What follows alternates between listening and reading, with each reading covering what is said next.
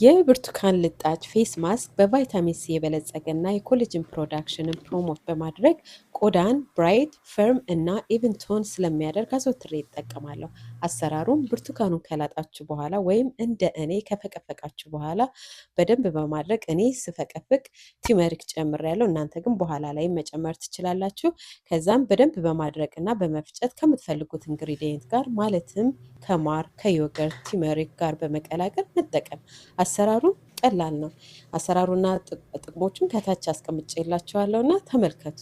ከጥቅሞቹ መሀል ቆዳን ብራይት እንዲሆን ያደርጋል፣ ዳርክ ስፓትን ያስወግዳል፣ በብጉር የጠቆረን ቆዳ ያጸዳል፣ አንታ ኤጅን ፕሮቫይድ ያደርጋል፣ ሪንክልስ ይቀንሳል፣ ኤክሰስ ኦይልን ፕሮዳክሽን ያደርግና ኦይሊ ቆዳ ላላችሁ ሰዎች በተለይ በጣም ጠቃሚ ነው። ይህን ማክስ ከተጠቀማችሁ በኋላ ሞይስቸራይዘር አፕላይ ማድረግ ቆዳ ግሎ እና ሃይድሬት እንዲያደርግ ያደርጋል እና እኔ የተጠቀምኩት የራሴ ብራንድ የሆነ ፌሻል ኦይል አንደር አይ ሮለር እና ለባዲ ደግሞ ባዲ ኦይል። እናንተ ግን የፈለጋችሁትን ለእናንተ የሚጠቅማችሁን ሞይስቸራይዘር መጠቀም ትችላላችሁ።